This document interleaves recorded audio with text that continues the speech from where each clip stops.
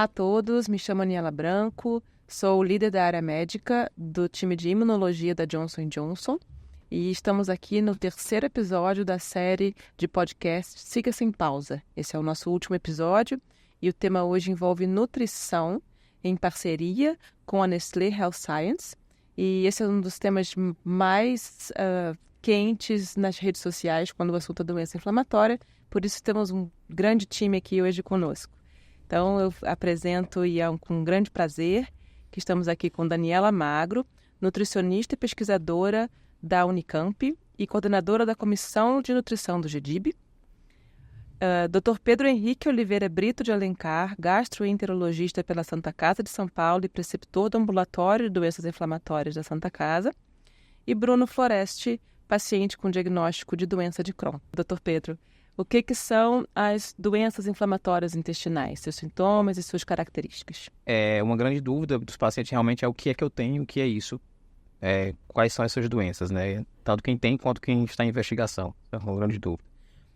As doenças inflamatórias intestinais, elas são um espectro de doenças imunomediadas associadas ao intestino. Então, a gente coloca ali, caracteriza como entre 3 grupos de doenças que estão associadas ao intestino de uma forma imunomediada. Por que eu falo imunomediada? Porque existem várias outras doenças imunomediadas, inclusive nas próprias doenças inflamatórias intestinais existem manifestações de várias outras doenças imunomediadas bem semelhantes. Voltando para o intestino, nós temos a doença de Crohn, a retocolite ulcerativa e uma interseção entre elas, que é a colite indeterminada, que ali quando eu não consigo ainda ter um fenótipo de que doença é essa.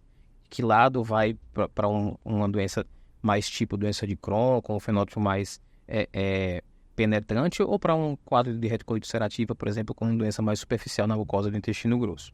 Então, eu tenho esse espectro. São doenças que são mediadas pelo sistema imunológico, onde há ali uma agressão a esse intestino, que vai levar a diversas lesões e manifestações de acordo com o espectro de cada doença, certo? Então, são doenças que têm uma base imunológica, obviamente, mas com um grande envolvimento também de fatores externos, seja exposição ambiental. Ambiental, entenda-se por tudo que envolve a vida do ser humano de forma, seja ingerir algo ou estar exposto, né? Seja exposto fisicamente, emocionalmente e socialmente, tá? E aí entra o grande papel da nutrição. A dieta também está envolvida nessa fisiopatologia da doença, que faz parte do microbioma e desse exposome, que a gente chama que esse grupo de fatores associados a genes da doença inflamatória intestinal. Uhum. E o que é, né, dentro do tema de alimentação, né? Como que o alimento, ele age, ou se ele age nessa fisiopatologia e, uma vez diagnosticado, o que muda em relação à maneira que o alimento age com o organismo? Bom, veja só, tudo que nós ingerimos, seja alimento ou não, mas tudo que nós conseguimos ingerir, ele vai ter um efeito no nosso corpo, tanto principalmente na microbiota intestinal, mas de alguma forma ali ele vai ser absorvido ou não, vai liberar alguma substância ali, estimular alguma coisa ou não. Então, pensando em doença inflamatória intestinal, sem dúvida, a minha alimentação, que é uma coisa que eu preciso para a sobrevivência, preciso fazer e faço várias vezes ao dia, ela sem dúvida vai ter um impacto na saúde gastrointestinal, e principalmente quem tem doença inflamatória intestinal, alimentos que possam estimular mais resposta inflamatória, alimentos que tenham esse potencial, vai acabar levando a essa cascata inflamatória para um lado onde eu vou levar o surgimento dos meus sintomas, sinais e sintomas da doença, né? Então, a dieta ela tem um papel fundamental, até porque a dieta ela interfere. Eu costumo falar que a doença inflamatória intestinal ela tem 50% de dieta e 50% de sistema imunológico envolvido. Por quê? Porque são fatores que a gente consegue mudar, de certa forma. Os outros fatores, por exemplo, fator genético, a gente consegue mudar. A gente tem aquela predisposição. Então, para ser bem prático, eu consigo mexer em quê? Né? Uhum. Sistema imunológico e a dieta. Por que eu falo que a dieta é 50%? Porque se eu penso que tem exposições como um fator externo importante, a dieta ela entra no sentido de que eu tanto vou mudar minha microbiota, esse meu microbioma, através de uma dieta específica e mais saudável, por assim dizer. A gente vai falar com muito mais propriedade do que eu sobre isso. Tanto quanto o meu comportamento. Se eu tenho um comportamento alimentar modificado, saudável, dificilmente eu vou ter tantas exposições ruins. Então, com essa mudança alimentar, eu acabo ganhando em outras áreas, um ganho secundário ali que vai ser super importante para a doença inflamatória intestinal. Você talvez, mudando o seu estilo de vida para uma dieta mais saudável, você vai caminhar para lados mais saudáveis em termos de disposição. E aí sim eu consigo ter um efeito. E isso está em total sinergismo com o sistema imunológico.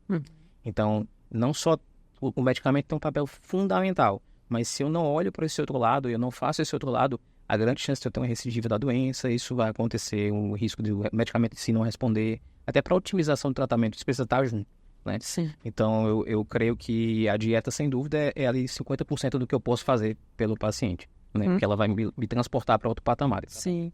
E você aborda isso logo na primeira consulta, logo no diagnóstico? Você indica direto a um nutricionista? Como é que funciona essa abordagem no consultório? Sem dúvida. No consultório, quando o paciente entra para conversar comigo sobre doença inflamatória intestinal, ele acaba entendendo que o papel, ele deposita aquela confiança imensa na gente quando chega no consultório. E o que eu faço com o paciente é tranquilizá-lo, de certa forma, mas colocá-lo como parte do processo. E aí eu coloco para ele que o tratamento não depende só de mim, não depende só dele também. É de uma equipe interdisciplinar. Por que interdisciplinar? Porque eu preciso conversar com o meu nutricionista. Se eu não conversar com o meu nutricionista, vai ficar aquela conversa de telefone sem fio. Eu falo para o paciente fala para o nutricionista, conforme ele entenda, ele me retorna na consulta falando alguma coisa, e isso eu acho muito confuso. Então, é obrigatório para mim, paciente com doença inflamatória intestinal, ter um acompanhamento nutricional. Porque não tem como eu falar de doença inflamatória intestinal e eu deixar o paciente comer por conta. Ele vai vir com muita dúvida, ele vai ter muito medo, receio, e ele pode acabar caindo em más informações veiculadas hoje em dia de forma muito, muito comum e fácil, e trazer para ele informações que talvez vá atrapalhar muito a sua qualidade de vida. Tem restrição, vai mexer no psicológico, e isso a gente sabe que tem um impacto também na doença. Então, desde o começo, eu quero que meus pacientes estejam sempre com acompanhamento nutricional, tendo ali orientação, informação, esclarecimento sobre o que é cada alimento ali da dieta, que vai compor, o que ele precisa tirar, o que ele precisa colocar na dieta. Que eu, como médico, não tenho formação para isso. Eu sou médico, eu não sou nutricionista. Eu não posso prescrever uma dieta para o paciente. O meu conhecimento, eu brinco muito, tá, Dani, sobre essas coisas. Eu falo, o meu conhecimento sobre nutrição, sobre alimento, é o mesmo do minha avó que está na esquina conversando com as coleguinhas dela. Eu não tenho formação para falar sobre isso. Quem tem é um nutricionista, então eu não posso estar querendo que... E o paciente, ele pergunta, doutor, eu vou comer o quê? Eu falei, calma, você fica tranquilo que alguém vai te ajudar com isso, que é o nutricionista. Eu posso até entrar junto para a gente discutir uma estratégia melhor de acordo com o momento que você está. Mas esse acompanhamento nutricional e essa conversa entre o médico e o nutricionista, ela tem que acontecer sempre. Por o bem de todos. Do paciente, nosso, a gente ganha muito, a gente aprende muito com o nutricionista também aprende muito com o médico, então assim, a gente troca muita informação. E eu vejo quão complexo, e eu nem quero saber tanto, porque é tão complexo que eu já tenho tanta coisa para saber na gastro, porque eu fico, não, deixa que o nutricionista vai se aprofundar nesse detalhe aqui. Sim, sim, muito bem. Então, falando nisso, Daniela, me fala um pouco sobre o papel do nutricionista nessa jornada, né? Desde o início, do diagnóstico, que ele encaminha o paciente para você e o acompanhamento. A nutricionista, ela tem um papel muito importante, como o Pedro falou, na equipe multidisciplinar. Junto com o meu grupo lá na Unicamp, eu também acredito que 50% do tratamento é o tratamento nutricional e 50% é o tratamento medicamentoso. Então, essas duas coisas, elas andam juntas e o paciente tem que ser visto como um todo. A nutrição, ela é fundamental porque ela faz parte do tratamento e a gente tem que entender, principalmente quando aquele paciente recebe o diagnóstico da doença, que a nutrição ela vai ser parte do tratamento do paciente em 50%. Então, a gente precisa saber o que o paciente tem, se ele tem doença de Crohn, se ele tem retocolite, qual é a extensão dessa doença, se esse paciente tem alguma complicação, tipo uma estenose, e aí intervir, se esse paciente encontra-se desnutrido ou se esse paciente encontra-se obeso, e daí intervir de uma forma adequada, né, do ponto de vista nutricional, para tentar manter esse paciente com uma boa qualidade de vida e para induzir a remissão de forma concomitante com os medicamentos o mais breve possível. Então, esse é o papel da nutrição. caminhar junto na equipe multidisciplinar, vamos pensar com a equipe médica para induzir a remissão desse paciente. Você trouxe o ponto de saber se é doença inflamatória intestinal, saber se é retocolite. Tem diferença na forma de abordagem dependendo dos diagnósticos? Sim, do ponto de vista nutricional tem diferença sim, que na doença de Crohn você pode ter várias complicações, como um paciente com abscesso, como um paciente com uma estenose, ou um paciente que vai para o tratamento cirúrgico. Então a abordagem tem que ser diferente quando eu pego um paciente que tem, por exemplo, uma retocolite e que um paciente que está obeso, então a conduta acaba sendo diferente, né? Então o nutricionista, ele tem que entender o que é doença inflamatória intestinal, existem cursos de capacitação no GDIB para isso, para ele fazer uma abordagem adequada para isso, porque muitas vezes o paciente chega no consultório e ele fala, ou no ambulatório, e fala assim, eu já vi na internet, ou eu já passei com algum outro especialista que pediu só para tirar o glúten e a lactose. Isso não é o entendimento de doença inflamatória intestinal, né? Então, isso é um estigma, isso a gente tem que ir tentando cada vez mais clarear na cabeça do paciente que não é bem assim e que são todas essas restrições que ele vai levar para o resto da vida dele, né? Uhum. Qual é a maior dúvida que levam para você numa primeira consulta? Principal dúvida, assim, primeira pergunta. O que eu posso comer? Porque eu já vi na internet, ou o médico lá da minha cidade já falou que eu não posso tomar leite, que eu não posso comer glúten. Nunca mais na minha vida. São sempre os culpados, né? Leite e glúten, coitado. Inflama o intestino, né? Então, essas são as dúvidas mais pertinentes, né? Então, ele precisa entender se junto com a doença inflamatória intestinal ele tem uma doença celíaca, isso pode acontecer, e daí sim ele teria que retirar o glúten, né? Ou se ele tem uma intolerância à lactose, né, diagnosticada, e assim ele teria que substituir, né, o leite e derivados por produtos sem lactose. Então, a abordagem não é generalizada. Eu sempre falo que quem faz essa generalização não entende de doença inflamatória intestinal. Dani, só puxando um gancho, perfeita essa sua fala sobre isso, porque os pacientes com doença inflamatória intestinal, eles chegam no consultório já bem sofridos, né? A jornada do paciente até chegar a gente é longa. Eles não comecei a sentir alguma coisa, em 2, 3 meses eu estou com diagnóstico de doença inflamatória intestinal. Não, são anos que eles levam até o diagnóstico. E, inclusive, o nosso papel hoje como educador, eu com a Dani, com todo mundo que trabalha com isso, é justamente capacitar cada vez mais pessoas para conseguirem detectar precocemente essas doenças e iniciar o tratamento. Uhum. Eles chegam no consultório já com o sofrimento imenso da própria doença, além de limitações do próprio dia a dia. A gente tem dados do trabalho das colegas do Rio de Janeiro que em 4 anos os pacientes chegaram a perder quase 300 dias de trabalho em 4 anos. Ou seja, se você pensar numa residência médica, em 4 anos você fazia assim. Vou dar meu exemplo. Clínica médica e gastroenterologia. Eu perderia 1 ano se eu tivesse uma doença inflamatória intestinal por conta de atividades da doença. Um impacto muito grande. Só que você imagina o impacto físico, social, emocional, além disso uma dieta. Você com medo de fazer uma refeição, com medo de se alimentar do que a maioria das pessoas se alimentam.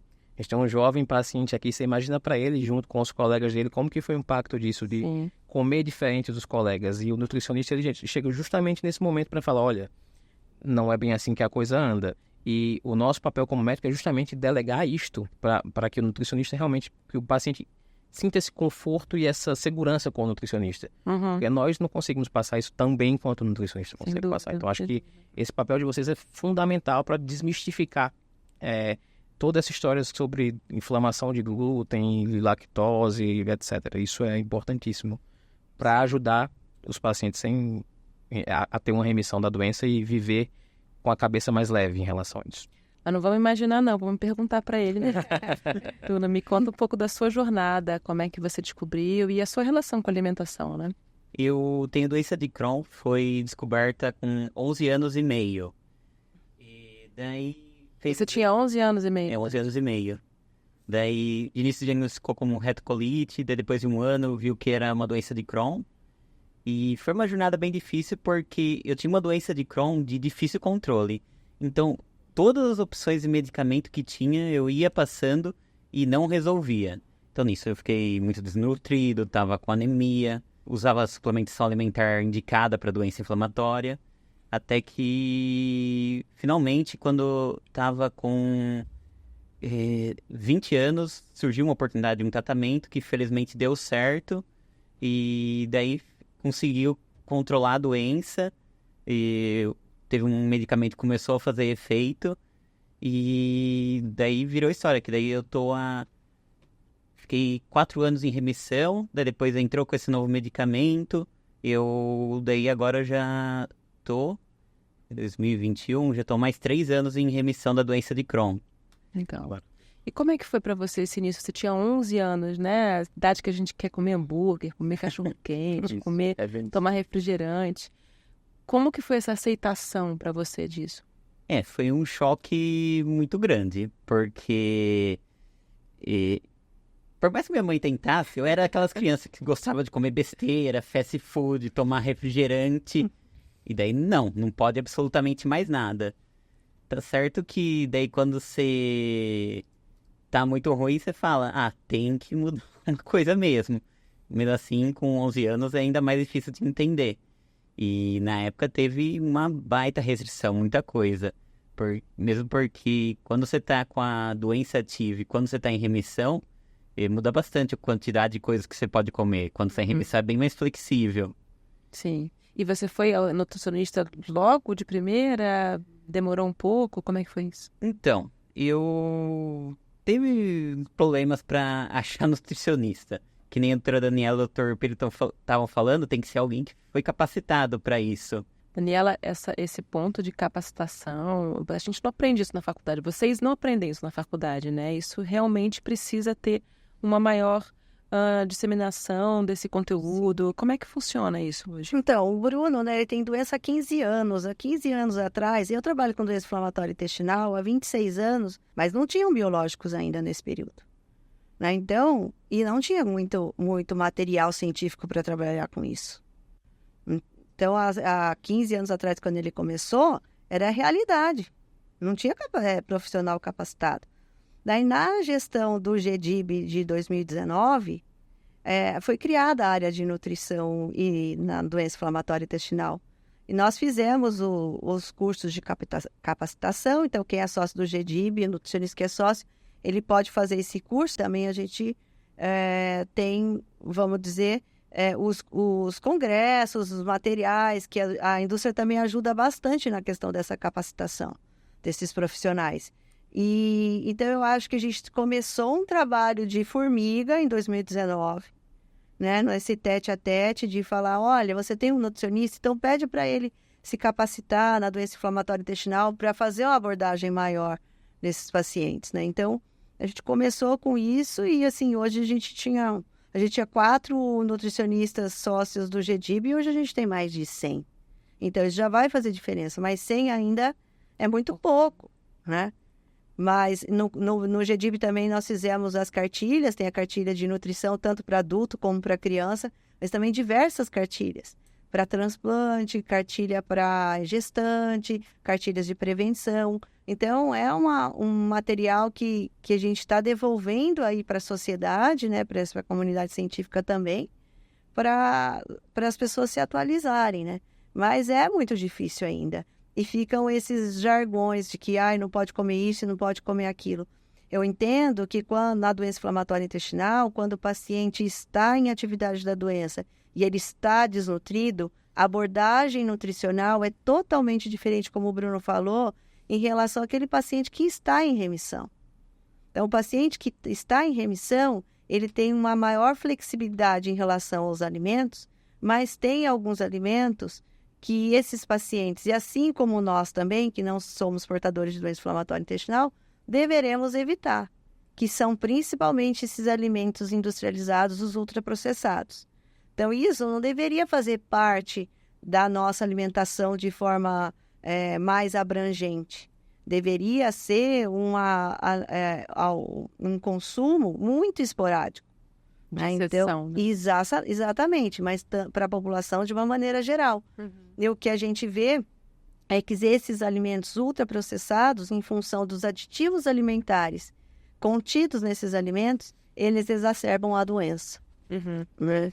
Então, essa é a questão. Então, quando a gente fala de dieta de exclusão na doença inflamatória intestinal, a gente está falando para tirar esses alimentos ultraprocessados, esses alimentos que têm muitos aditivos alimentares. E não para tirar o leite, e não para tirar o pão. Agora, se o pão que ele compra tem muito aditivo alimentar, esse pão não é tão indicado. É preferível que ele coma um outro pão. Então, muita gente aprende a fazer os pães em casa, ou o mesmo pão francês. Então, mudar um pouco a conotação de alimentação, principalmente quando a gente pega criança e adolescente com doença inflamatória intestinal. E eu acho que a abordagem com criança e adolescente é muito mais fácil, porque a família se envolve, né? Porque vê aquele filho sofrendo, aquele filho pequeno sofrendo, então a abordagem é de forma diferente. Agora, com o adulto também, o adulto quando ele tem uma estenose, ou quando ele tem um abscesso, ou quando ele está evacuando 20 vezes ao dia, ele também faz uma adesão maior, né, ao tratamento, e depois ele segue, porque ele consegue identificar aqueles alimentos que fazem mal para ele e aqueles alimentos que não fazem mal. Entendi. Eu queria fazer uma pergunta para vocês dois em relação vocês falam muito sobre paciente desnutrido, né? E que muitas vezes ele chega emagrecido. É quase um sinal de desnutrição e emagrecimento, mas a gente sabe que a obesidade também pode estar presente, né? Muitas vezes com desnutrição. Sim. Né? O fato dele estar obeso não significa que ele não está desnutrido. Sim. Me fala um pouco sobre essas diferenças, tanto... pode começar com você, Pedro. Tanto em relação ou abordagem da parte alimentar, nutricional. Sem dúvida. Eu encaro o status nutricional do paciente como o primeiro ponto a ser batido, né? Meu tratamento depende do status nutricional do paciente. Se eu não otimizo o status nutricional do meu paciente, eu não tenho um biológico que funciona bem, eu não tenho nada que vai fazer com que esse paciente melhore tanto. Eu vou ter que talvez escalonar a dose de tratamento para que o paciente vá ali ter uma resposta razoável. Então, quanto antes eu conseguir restabelecer a nutrição do meu paciente, o status nutricional dele, melhor vai ser a nossa resposta. Melhores vão ser as terapias cirúrgicas, sem complicações. Então, isso é fundamental. A gente tem que avaliar de início o status nutricional e já intervir no primeiro momento, no primeiro sinal que você identificou que o paciente está em risco nutricional. Se ele tem ali uma desnutrição, seja ele um paciente obeso, seja um paciente desnutrido magro, né? Não desnutrido obeso, né? O desnutrido obeso, ele ainda tem um aspecto que eu considero até às vezes um pouco pior, né? Que o desnutrido obeso, ele inflama demais. Mais ainda do que o magro, né? Ele inflama muito o desnutrido obeso. Então, hoje em dia, é muito comum a gente pegar paciente adulto falando que tem, eu tenho um paladar muito infantil, eu tenho um Crohn, mas eu tenho um paladar infantil. E eu sempre falo, desculpa, não é o paladar que é infantil. Você tem um hábito infantil. Ainda você precisa amadurecer isso em você. Se você não entender que não é passageiro esse hábito, você vai ter que construir um novo hábito, você vai ficar com aquela, eu tenho um paladar infantil, então você assim, eu tenho que me adequar, minha doença tem que se adequar. Não é assim que funciona. Você precisa amadurecer e aí a tarefa do nutricionista é dobrada em relação a isso, porque ele vai ter que trabalhar muito mais para conseguir fazer com que aquela pessoa entenda que, de fato, aquilo que ele estava comendo não é uma coisa interessante. E aí é onde a gente começa a ver que os pacientes começam, quando ele começa a se nutrir bem, quando ele começa a entender que a alimentação saudável, que é de fato, que também não é um bicho de 7 cabeças, agora colocar em prática exige um certo esforço, ele vai entender que ele vai ter uma recompensa por isso. Ele vai se sentir recompensado. E isso é o que a gente quer que aconteça. Que o paciente, por si, ele consiga entender essas questões. E aí, quando ele consegue se recompensar por aquela mudança que ele fez, aquilo se perdura por muito mais tempo. Porque ele adquiriu aquilo e ele sentiu aquela recompensa. Então, o status nutricional do paciente, inicialmente, ele deve ser prontamente estabilizado, voltar ao patamar. Aí vai depender, obviamente, de cada situação, da dieta, se o paciente está obeso demais, se o paciente está muito magro, vai depender do que ele tem de doença também, obviamente. Tem paciente com intestino curto, com estenoses, que está em atividade de doença ainda, então isso vai influenciar muito em que momento que eu vou mexer em cada situação nutricional. Obviamente, quando a gente trata muita doença inflamatória, está muito comum acontecer isso, a gente tratar o paciente, iniciou o imunobiológico, o paciente estava naquele risco nutricional, estava bem emagrecido e o paciente vira a chave e ele começa a ganhar muito peso. E é muito rápido esse ganho de peso. Então aí a gente tem que começar também a ponderar isso, não só porque o médico às vezes ele se sente satisfeito porque o paciente melhorou. O paciente melhorou, tá bem, tá ótimo, ganhou peso, etc e tal. E aí dá um espaço para o paciente. E o paciente vai ganhando peso, vai começando a Tem comer. uma nova doença. Quando ele volta, ele já volta em atividade e obeso. Ele falou, opa, agora, peraí, ultrapassei o limite, tem que voltar mais algumas casinhas. E aí eu faço, o papel do nutricionista que entende disso é justamente esse, é conseguir andar junto com esse paciente para que ele não consiga, conosco e com o paciente, para que ele não consiga, de fato, ir para esses extremos.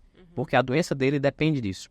Quanto mais ele tiver atividade, estímulos pró-inflamatórios e alterações de nutrição, mais atividade de doença ele possa ter. Então, né, esse paciente ele precisa ser assistido para sempre, né? Então, a gente vê mais desnutrição, principalmente na doença de Crohn, dos pacientes que têm diagnóstico tardio. E a gente vê que hoje os trabalhos já mostram que mais de 50% dos pacientes com retocolite têm sobrepeso e obesidade. Então, a gente tem que se atentar a isso. Então, a gente tem que aproveitar a janela de oportunidade para melhorar o estado nutricional desse paciente, para ele receber de forma concomitante aí o biológico, né? Pensando aí no paciente desnutrido e levando em consideração o fenótipo da doença.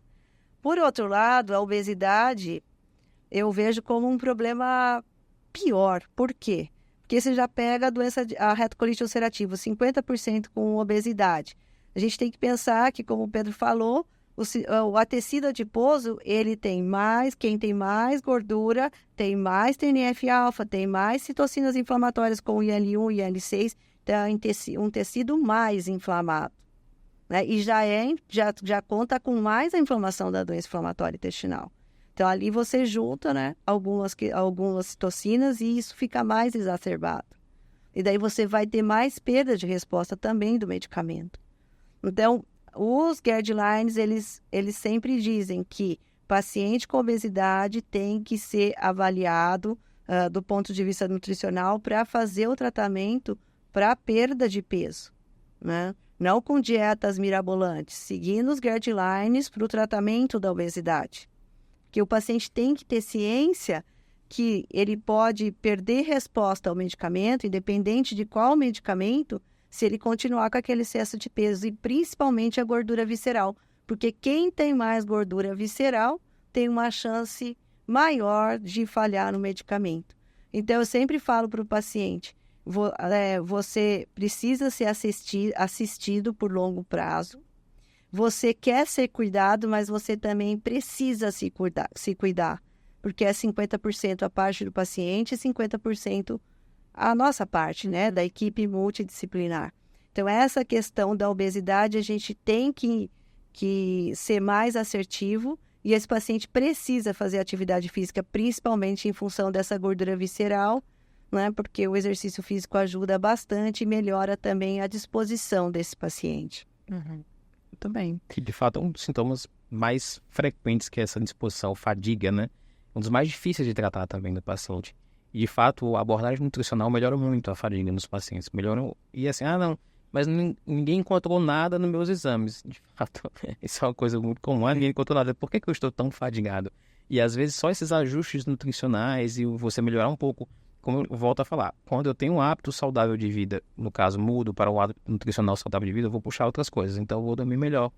Eu vou me sentir melhor. Então, isso vai acabar me propiciando ter uma vida mais regradinha, mais com rotina estabelecida, e esses sintomas acabam desaparecendo. Né? Sim, porque esses alimentos mais saudáveis, eles agem na microbiota intestinal. Então, você vai estar alimentando as suas bactérias com substratos que vão melhorar as bactérias anti-inflamatórias. Então, você vai melhorar a sua diversidade, né, de bactérias intestinais e vai diminuir aquelas bactérias que não são tão legais. É um círculo virtuoso. Exatamente. Né? E daí você diminui, com isso você diminui as deficiências de vitaminas, com isso você melhora a sua fadiga. Então, assim, o paciente precisa experimentar desse novo momento com os alimentos mais naturais ou com a suplementação mais adequada para ele se sentir melhor. Se ele continuar com os hábitos que ele tinha anteriormente, ele não vai sair do lugar. Uhum. Não tem biológico que vá resolver, não tem milagre que vá acontecer. Você imagina o que estava sendo produzido de metaboloma que é desse paciente ali, né? Exatamente. Com aquela dieta anterior dele. E quando você muda a dieta, o que as bactérias da gente vão acabar e assim, ver como se ela produzisse aquilo, que ela modificasse aquele ambiente pós-biótico, é completamente diferente. Muda, se você faz essa análise, alguns estudos mostram isso, a gente faz essa análise molecular antes e depois de dieta, é absurda assim, a mudança. Não precisa nem mudar muito a microbiota em si, mas a metabolômica modificada, o paciente melhora muito, né? Só através do quê? Dieta. Então, assim, o negócio tá antes.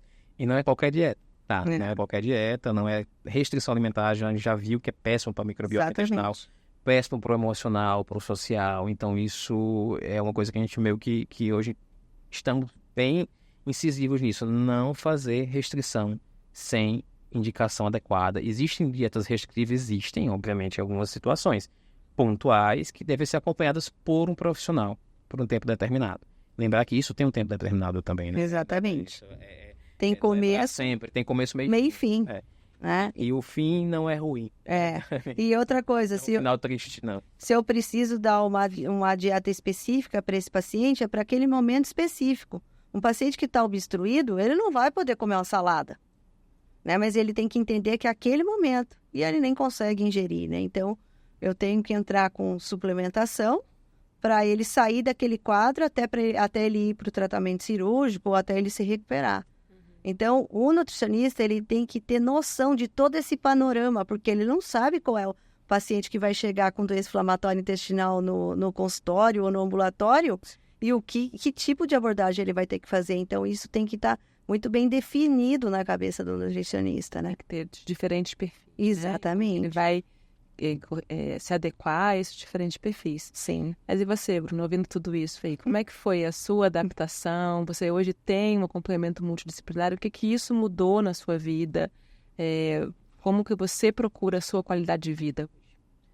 Mudou completamente, né? Que nem eu falei, quando criança lá, eu só queria saber de comer tranqueira. Hoje eu tô consciente, eu sou extremamente certinho na dieta. Assim, quando você você pode abusar um dia, só que daí depois você vai passar vários dias com a dieta certinha para compensar. Então, eu sempre procuro seguir dieta e dá diferença. Você percebe a diferença, porque mesmo quando você está em remissão, ainda o intestino tem umas variações e você percebe isso. E foi uma adaptação bem difícil. Na verdade, eu nunca teria conseguido sem a ajuda da minha mãe, que faz muita comida lá em casa. E com o tempo você vai se acostumando. Por exemplo, hoje em dia, se chegar uma coisa muito gordurosa, muito doce, e eu até vou falar, nossa, ai, que você começa a conseguir comer, né? você começa a perder o costume. Às vezes quando eu era pequeno, nossa, cheiro gostoso de fritura, hoje em dia cheiro de fritura forte, nossa, né? Então você começa... Isso é muito bom, né? Do microbiota. Isso é muito bom. Mas, Bruno, eu me falo que isso é o que todo mundo deveria fazer, né? Não é diferente da população normal. Então você é igualzinho a qualquer pessoa. Você não precisa mudar como você está agora. É o que todo mundo deveria fazer. Exato. Nós deveríamos olhar para isso e ficar, também não é muito legal. É verdade. E isso influenciou a rotina na sua casa? Você falou que a sua mãe cozinha, né? Sim. Mudou a rotina na sua casa, seus familiares? Como é que foi? Como é que é hoje também esse relacionamento deles com a comida? Mudou completamente. Antes era... às vezes tinha alguma saladinha, algum alface tomate, alguma coisa. Agora sempre a gente tem lá Todo mundo teve que se adaptar. tem verdura, agora todo mundo tá nos eixos, come fruta. Então mudou completamente. E às vezes tem coisa que eu não posso, minha mãe até falava, nossa, e daí eu falo, não, pode comer vocês, não tem problema. Você fala, mas eu fico com dó. Então daí acabou também. Eles também se desacostumaram a comer essas coisas muito fortes também, que a gente raramente tem coisa, muita fritura, muito açúcar, muita gordura lá em casa. Entendi. É isso aí, botou todo mundo para viver saudável, de uma maneira mais saudável. Modificou o ambiente, isso é bom demais. E de fato isso tem que acontecer, porque você convive com aquelas pessoas que estão com você também vão acabar comendo saudável, isso vale. Isso a gente leva também para o paciente lembrar que a gente não pode isolar o paciente do nosso, querer que seja do nosso jeito, isolado do nosso mundo. O paciente ele tem exposições, ele tem grupos de amigos, ele tem grupos de familiares, e às vezes essas pessoas não comem bem. E às vezes é mais difícil para o paciente também por isso, porque o ciclo dele é completamente disfuncional. Todo mundo come muito mal. Então, é uma abordagem que não é tão simples assim como a gente falar, fazer um cardápiozinho e toma aqui. Tá tudo certo para você. Você viveu isso e você sabe muito bem que não é, né? E a gente tem que levar isso sempre em consideração, porque a vida do paciente, ela é muito além do que a gente está vendo ali dentro do consultório, né? Então, ter essa rede de apoio como você teve é fundamental. Fundamental. Se todo mundo em casa aderiu para você, tornou-se ali quase que uma outra linha de tratamento, né? A família, o suporte familiar, né? Ele entra ali como uma linha também de auxílio nessa questão. Eu tinha uma pergunta para você fazer em relação à questão do teu tratamento em si. O impacto que você notou da dieta, quando teve um acompanhamento de fato nutricional muito bom ali na tua vida, a mudança disso para quando você não tinha. Você notou esse impacto assim, de uma forma muito, muito significativa no começo ou não? Sim, notei bastante. Como eu falei, principalmente no ritmo do meu intestino, deu pra ver a diferença. Foi bem visível, que é só assim, 1 ou 2 semanas diferentes já dá pra ver. E às vezes até quando abusa dá pra perceber um pouco. Sim, sim, sim. Então, isso só reforça o porquê que eu quero ser certinho. Porque a gente não quer voltar ao que era a coisa ruim. Você sabe muito bem como era ruim. Era ruim. Você faz algum tipo de exercício físico também? A sua rotina, além da alimentação, buscando qualidade de vida hoje? Exercício físico é a única parte em que eu levo bronca. Meu gasto da doutora tá me dando bronca. Agora eu tô começando a fazer, tanto que eu tava começando a subir um pouco o peso, então tô precisando voltar a baixar, mas tô tentando me esforçar, que eu não gosto, mas tô tentando, me esforçando pra... Exercício físico é um pilar inegociável, na verdade. Você não vai conseguir barganhar isso. Sim. É uma questão inegociável. Tem que ter, da forma que der. Vai como dá, e faz como tem que fazer. Né? Sim. Negocia qual, quanto tempo, mas assim, tem que ir, né? O fato de ir já é alguma coisa, já vai começando a entrar. A mesma coisa foi com a dieta. Quando você sentir a recompensa, você, opa, o caminho é esse aqui, eu não quero mais voltar para aquele outro caminho. A mesma coisa com o exercício. Quando você notar o impacto do exercício, você, opa, é por aqui que eu quero seguir, né? Então, isso. Mas essa questão de exercício físico, dieta, sono, por exemplo, qualidade de sono, isso aqui é meio que o básico para o paciente com doença inflamatória intestinal. É o básico. Ter uma boa noite de sono, ter uma dieta equilibrada, ter uma atividade física, para começar, né? Não dá para pensar no imunobiológico, por exemplo, sem eu pensar nisso aqui antes. Se eu abordar isso aqui antes com o paciente. Até porque eu não sei, isso aqui está tendo um impacto tão grande na vida do paciente, às vezes, que a gente nem está tão preocupado com a doença aliativa. Óbvio, tem que se preocupar de fato. Doença inflamatória intestinal é uma doença que a gente não se preocupa só com o doente em si. Até meio que para nossa, mas como assim? Não, porque a doença também, ela é meio que traiçoeira, porque às vezes ela não vem com um sintoma tão significativo e o paciente está muito inflamado. E às vezes ele não chega nem a relatar isso pra gente. E quem trata com doença inflamatória intestinal sabe muito bem isso. Se eu não for atrás dessa inflamação para resolver e tudo mais, eu fico meio rendido às vezes. Então, buscar toda essa abordagem do paciente como um todo, que às vezes eu estou tão preocupado com aquela inflamação que eu estou vendo ali que o paciente não está levando em consideração, mas eu esqueço de ver como é que está o sono, como é que está a atividade física, a tua dieta. Isso tem que ser levado em consideração sempre. Avaliar a questão da qualidade de vida e desses hábitos diários no paciente é rotina, tem que ser em todas as consultas. A gente não pode almejar isso só depois que está em remissão. Não, isso faz parte do processo de remissão da doença. Esse é um ponto importante que você trouxe aqui em relação ao diagnóstico, né? Que você falou até, esse acompanhamento que tem que ter sempre e que há um atraso muito grande de diagnóstico. E a gente aqui fala muito sobre o diagnóstico precoce, né? A importância do diagnóstico precoce. Tem influência, assim, o diagnóstico precoce e o tratamento adequado em relação à qualidade de vida, né? Então, quando a gente fala de alimentação também, tem influência a gente ter um diagnóstico mais cedo e conseguir ter essa abordagem mais cedo com o paciente? Sem dúvida. Quando eu faço um diagnóstico da doença nos estágios mais iniciais, eu consigo evitar e mudar a história natural da doença. Qual é a história natural da doença de Crohn, por exemplo? O paciente que eu não trato, ele vai passar anos ali em processo inflamatório, ele pode ter ali desnutrições, absorções intestinais, estenose, fístula, cirurgia, perfuração, perder partes do intestino dele, ficar com o intestino curto, ter fístulas ali em atividade. Então, assim, a história natural da doença em si, quando eu deixo as coisas andarem, ela é meio complicada. E quando eu consigo detectar precocemente isso e intervir, eu evito que o paciente vá para uma mesa cirúrgica, eu evito perder grandes porções do intestino do paciente, tem um impacto importantíssimo na sobrevida. Eu faço com que o paciente, por exemplo, com criança, ele tenha o peso adequado, o desenvolvimento cognitivo adequado, porque estou intervindo naquela inflamação muito antes do que pegar isso, aquela história, pegar o bonde já andando já bem lá no final da linha. Então, é super importante, de fato, eu intervir precocemente, tanto do ponto de vista medicamentoso, do ponto de vista de um diagnóstico certeiro, quanto do ponto de vista nutricional, de abordagem multidisciplinar e interdisciplinar. Se eu tiver isso desde o começo, não tenha dúvida que o paciente vai andar muito bem.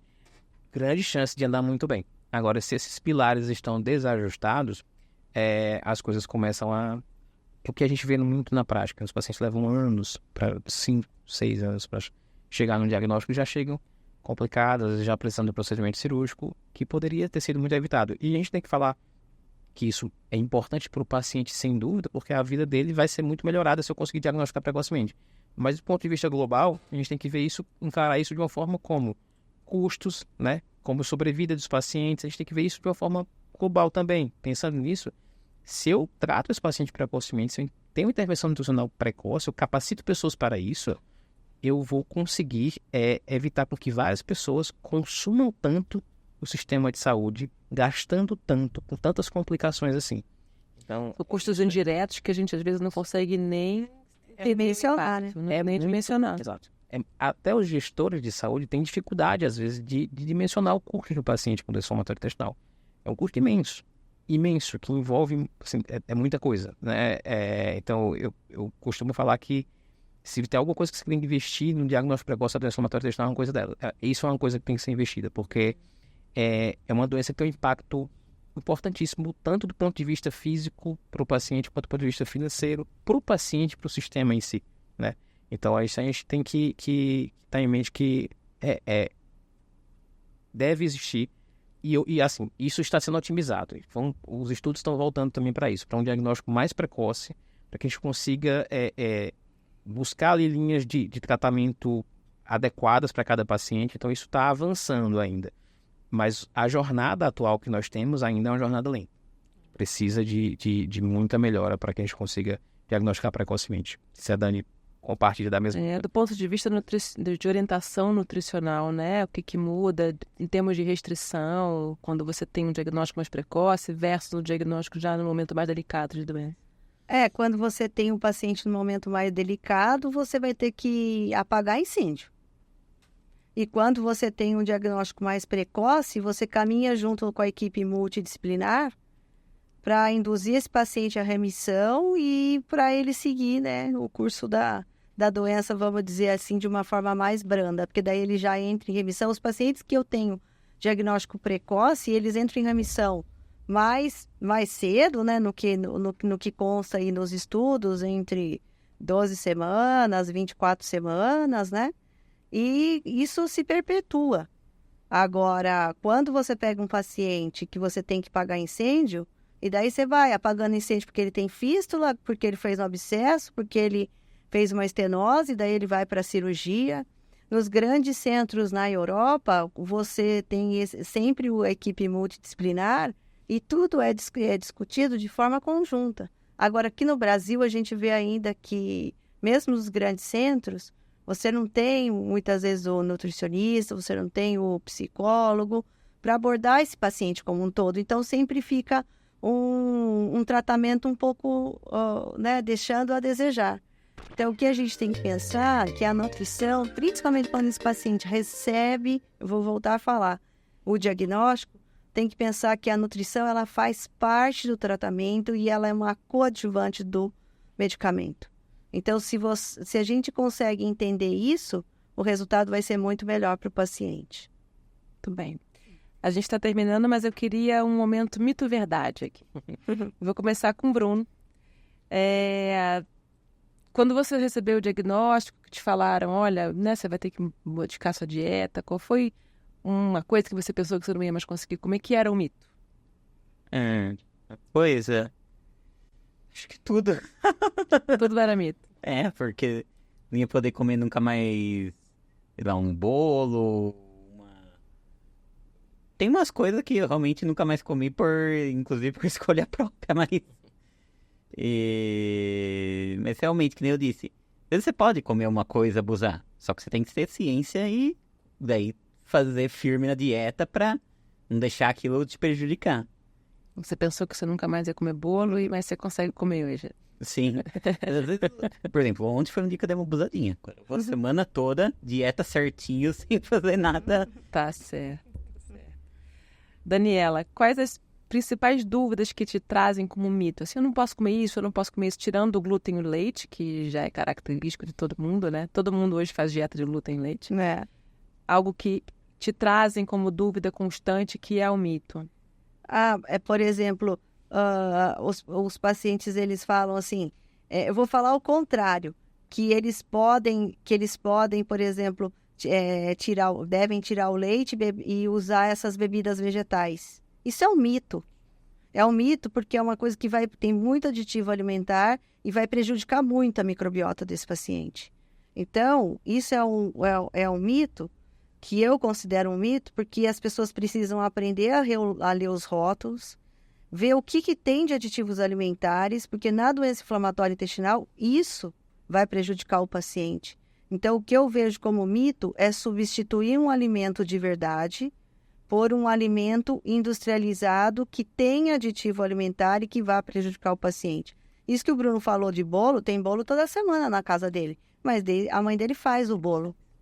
É a diferença de que você comprar um produto industrializado. Então, esse é o mito. Então, tirou o glúten?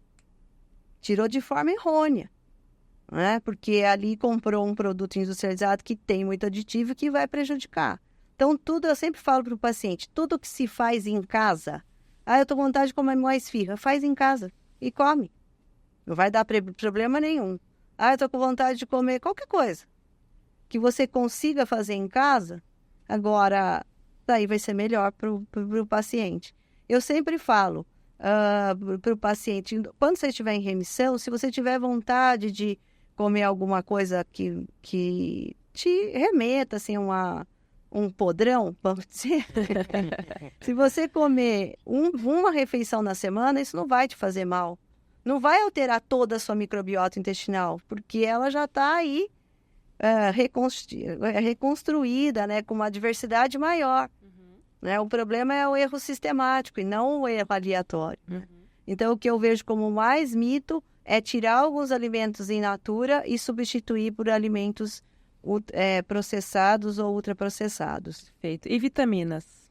Vitaminas é uma outra questão super importante que muitas vezes os pacientes vêm com vários polivitamínicos e várias associações de vitaminas.